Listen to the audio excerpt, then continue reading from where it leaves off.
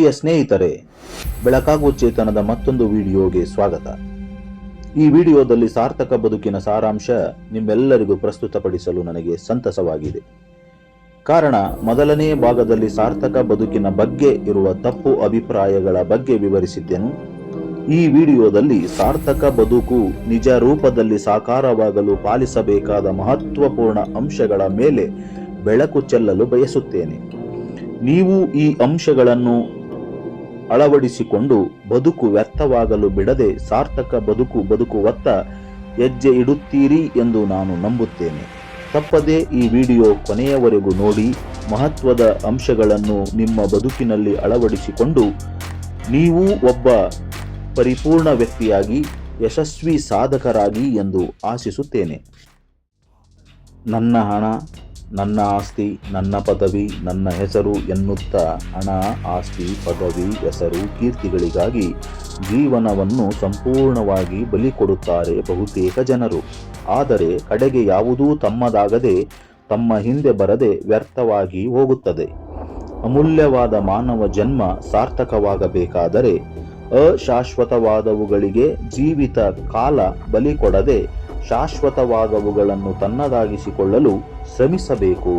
ಬನ್ನಿ ಸ್ನೇಹಿತರೆ, ಮನುಜನ ಬದುಕು ವ್ಯರ್ಥವಾಗದೆ ಸಾರ್ಥಕವಾಗಬೇಕಾದರೆ ಮನುಜರು ಪಾಲಿಸಬೇಕಾದ ಪ್ರಮುಖ ಅಂಶಗಳನ್ನು ಒಂದೊಂದಾಗಿ ನೋಡೋಣ. ಮೊದಲನೆಯದಾಗಿ, ತನ್ನ ಕರ್ತವ್ಯಗಳನ್ನು ತಾನು ಸಕ್ರಮವಾಗಿ ಮಾಡಿ ಮುಗಿಸುತ್ತಿರಬೇಕು. ಹಾಗೆಂದರೇನು? ತಾನು ತನ್ನ ಜೀವನದಲ್ಲಿ ತನ್ನ ಕರ್ತವ್ಯಗಳಲ್ಲಿ ಭ್ರಷ್ಟನಾಗದೆ ತನ್ನ ಕರ್ತವ್ಯಗಳನ್ನು ತಾನು ಸಕ್ರಮವಾಗಿ ಮಾಡಿ ಮುಗಿಸುತ್ತಿರಬೇಕು. ಹಾಗೆಂದರೆ ತಂದೆ ತಾಯಿಗೆ ಒಳ್ಳೆಯ ಮಗನಾಗಿ, ತಮ್ಮಂದರಿಗೆ ಅಣ್ಣನಾಗಿ, ತಮ್ಮನಾಗಿ, ತಂದೆಯಾಗಿ, ಗಂಡನಾಗಿ ಇತ್ಯಾದಿ ಸಾಮಾಜಿಕ ತನ್ನ ಕರ್ತವ್ಯಗಳಲ್ಲಿ ಬಹುಮುಖ್ಯವಾಗಿ ಅಧಿಕಾರಿಯಾಗಿ, ಎಲ್ಲಕ್ಕಿಂತ ಮಿಗಿಲು ಒಬ್ಬ ಮನುಷ್ಯನಾಗಿ ತನ್ನ ಜವಾಬ್ದಾರಿಗಳನ್ನು ಒಳ್ಳೆ ಮಾರ್ಗದಲ್ಲಿ ನಿರ್ವಹಿಸಬೇಕು. ಎರಡನೆಯದು, ತನ್ನಲ್ಲಿ ಜ್ಞಾನ ಅಭಿವೃದ್ಧಿ ಮಾಡಿಕೊಳ್ಳಬೇಕು. ಜ್ಞಾನವನ್ನು ಏಕೆ ಅಭಿವೃದ್ಧಿ ಮಾಡಿಕೊಳ್ಳಬೇಕು ಎಂದರೆ, ಮನುಜನ ಸಕಲ ದುಃಖಗಳಿಗೂ ಮೂಲ ಕಾರಣ ಅಜ್ಞಾನ. ಅಷ್ಟೇ ಅಲ್ಲ, ಮನುಜ ನಿಜವಾಗಿಯೂ ಪ್ರಗತಿ ಹೊಂದದೆ ಪತನ ಹೊಂದುತ್ತಾ ಆ ಪತನವನ್ನೇ ಪ್ರಗತಿ ಎಂದು ಭಾವಿಸಲು ಸಹ ಕಾರಣ ಈ ಜ್ಞಾನದ ಕೊರತೆಯೇ. ಜೊತೆಗೆ ಮಾಯೆಯ ಸುಳಿಯಲ್ಲಿ ಸಿಲುಕಿಕೊಂಡು ಭೀಕರವಾದ ಕಷ್ಟ, ನಷ್ಟ, ದುಃಖಗಳಿಗೆ ಒಳಗಾಗಲು ಕಾರಣ ಮತ್ತು ಮೃಗಗಳ ಜನ್ಮದ ಕಡೆಗೆ ಜಾರಿ ಹೋಗಿ ಪತನ ಹೊಂದಲು ಕಾರಣ ಈ ಜ್ಞಾನದ ಕೊರತೆಯೇ. ಆದುದರಿಂದ ಮನುಜ ಜ್ಞಾನಾಭಿವೃದ್ಧಿ ಮಾಡಿಕೊಳ್ಳಬೇಕು.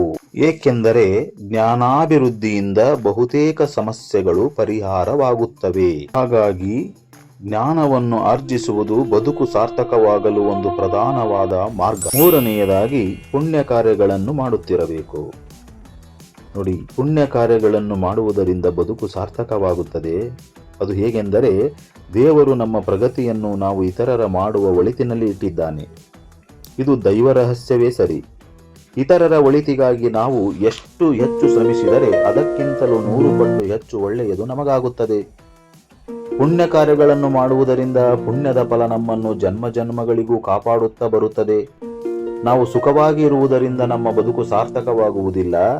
ನಾವು ಇತರರ ಹಿತ, ಸುಖ, ಸಂತೋಷಗಳಿಗಾಗಿ ಶ್ರಮಿಸಿ ಇತರರಿಗೆ ಒಳಿತನ್ನು ಮಾಡುವುದರಿಂದ ನಮ್ಮ ಬದುಕು ಸಾರ್ಥಕ ಬದುಕಾಗುತ್ತದೆ. ನಾಲ್ಕನೆಯದಾಗಿ, ನಾವು ಯಾವುದಾದರೂ ಒಂದು ಉಪಯುಕ್ತ ಪ್ರತಿಭೆಯನ್ನು ಅಭಿವೃದ್ಧಿ ಮಾಡಿಕೊಳ್ಳಬೇಕು. ಯಾವುದಾದರೂ ಒಂದು ಉಪಯುಕ್ತ ಪ್ರತಿಭೆ ಅಭಿವೃದ್ಧಿ ಮಾಡಿಕೊಂಡರೆ ಆ ಉಪಯುಕ್ತ ಪ್ರತಿಭೆಯನ್ನು ಲೋಕಕ್ಕೆ ನೀಡಿದರೆ ಅದರಿಂದ ಅನೇಕ ಜನರಿಗೆ ಹೆಚ್ಚು ಉಪಯೋಗವಾದರೆ ಅದರಿಂದಲೂ ಸಹ ನಮ್ಮ ಬದುಕು ಸಾರ್ಥಕ ಬದುಕಾಗುತ್ತದೆ. ಐದನೆಯದಾಗಿ, ಧ್ಯಾನ ಸಾಧನೆ ಮಾಡುತ್ತಿರಬೇಕು. ಧ್ಯಾನ ಸಾಧನೆಯನ್ನು ಮಾಡುವುದರಿಂದ ನಮ್ಮ ಬದುಕು ಸಾರ್ಥಕ ಬದುಕಾಗುತ್ತದೆ. ಅದು ಹೇಗೆಂದರೆ, ಧ್ಯಾನ ಮಾಡಲು ಈ ಮಾನವ ಜನ್ಮ ಆರೋಗ್ಯ, ಯೌವನ, ಒಳ್ಳೆಯ ಅವಕಾಶ ಎಲ್ಲವೂ ಸಕ್ರಮವಾಗಿ ಇರುವಾಗ ಧ್ಯಾನ ಸಾಧನೆಯಲ್ಲಿ ಪ್ರಗತಿ ಹೊಂದಿದರೆ ನಾವು ಎಷ್ಟು ಪ್ರಗತಿ ಹೊಂದಿರುತ್ತೇವೆಯೋ ಅಷ್ಟೂ ನಮ್ಮ ಜೊತೆಯಲ್ಲಿಯೇ ಜನ್ಮಗಳಿಗೂ ನಮ್ಮ ಹಿಂದೆ ಬರುತ್ತದೆ. ಅಂದರೆ ಧ್ಯಾನ ಸಾಧನೆಯನ್ನು ಎಷ್ಟು ಚೆನ್ನಾಗಿ ಮಾಡಿದರೆ ಅಷ್ಟು ಹೆಚ್ಚು ಸಾರ್ಥಕವಾಗುತ್ತದೆ ನಮ್ಮ ಬದುಕು. ಸಾರ್ಥಕ ಬದುಕಾಗಲು ಇನ್ನೂ ಹೇಳಬೇಕೆಂದರೆ 6. ಮನಸ್ಸು ವಿಶಾಲ ಮಾಡಿಕೊಳ್ಳುವುದು. 7. ಮನಸ್ಸನ್ನು ನಿರ್ಮಲ ಮಾಡಿಕೊಳ್ಳುವುದು. 8. ಸ್ಥಿತಪ್ರಜ್ಞತೆಯನ್ನು ಅಭಿವೃದ್ಧಿ ಮಾಡಿಕೊಳ್ಳುವುದು. 9. ಇಂದ್ರಿಯ ಸುಖಗಳನ್ನು ಅನುಭವಿಸಿ ಆ ಸುಖಗಳಲ್ಲಿ ಏನೂ ಇಲ್ಲವೆಂಬ ಸತ್ಯವನ್ನು ಅರಿತುಕೊಂಡು ಇಂದ್ರಿಯ ಸುಖಗಳು ತುಚ್ಛವೆಂಬ ಸತ್ಯಾಂಶವನ್ನು ಅರಿತು ಅವುಗಳನ್ನು ತ್ಯಜಿಸುವುದು. 10. ದುರ್ಗುಣಗಳನ್ನು ದೂರ ಮಾಡಿಕೊಳ್ಳುವುದು. 11. ಸದ್ಗುಣಗಳನ್ನು ಅಭಿವೃದ್ಧಿ ಮಾಡಿಕೊಳ್ಳುವುದು. 12. ನಾನು ನನ್ನದು ಎಂಬ ಅಹಂಕಾರ ಮಮಕಾರಗಳಿಂದ ಮುಕ್ತಿ ಹೊಂದುವುದು. 13. ಹಣ, ಹೆಣ್ಣು, ಕೀರ್ತಿ, ಹೊಗಳಿಕೆ ಮುಂತಾದ ಬಗೆಯ ಬಯಕೆಗಳಿಂದ ಮುಕ್ತನಾಗುವುದು. 14. ಆಂತರಿಕ ಶಕ್ತಿಗಳನ್ನು ಅಭಿವೃದ್ಧಿ ಮಾಡಿಕೊಳ್ಳುವುದು. 15. ಇತರರ ಆಂತರಿಕ ಶಕ್ತಿಗಳ ಅಭಿವೃದ್ಧಿಗಾಗಿ ಶ್ರಮಿಸುವುದು. 16. ಆತ್ಮಸ್ಥಿತಿಯತ್ತ ಸಾಗುವುದು. 17. ಇತರರು ಆತ್ಮಸ್ಥಿತಿ ಹೊಂದಲು ಅವರಿಗೆ ಮಾರ್ಗದರ್ಶನವನ್ನೂ ನೀಡುವುದು. 18. ಕಾರಣವಿಲ್ಲದೆ ಸದಾ ಆನಂದವಾಗಿರುವುದು. ಇವೆಲ್ಲವೂ ಬದುಕು ಸಾರ್ಥಕವಾಗಲು ಬಗೆಯ ಮಾರ್ಗಗಳು.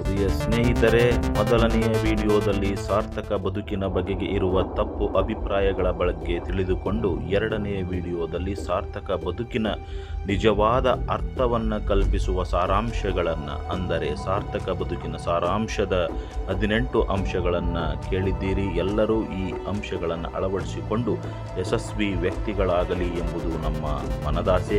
ಮತ್ತೊಂದು ವಿಡಿಯೋದಲ್ಲಿ ಮಾನವ ಜನ್ಮದ ಮಹತ್ವ, ಮಾನವನಿಗೆ ಅಪಾರವಾದ ಶಕ್ತಿ ಇದೆ, ಆದರೆ ಅದನ್ನು ಬಳಸಿಕೊಳ್ಳುವ ಯುಕ್ತಿ ತಿಳಿದಿಲ್ಲ. ಇದರ ಬಗ್ಗೆ ಮತ್ತೊಂದು ವಿಡಿಯೋದೊಂದಿಗೆ ನಿಮ್ಮ ಮುಂದೆ ಬರುತ್ತೇನೆ. ಧನ್ಯವಾದಗಳು. ಈ ವಿಡಿಯೋ ನಿಮಗೆ ಇಷ್ಟವಾಗಿದ್ದರೆ ಲೈಕ್ ಮಾಡಿ, ಪ್ರೀತಿ ಪಾತ್ರರಿಗೆ ಶೇರ್ ಮಾಡಿ, ನಿಮ್ಮ ಸಲಹೆಗಳಿದ್ದರೆ ಕಮೆಂಟ್ ಮಾಡಿ.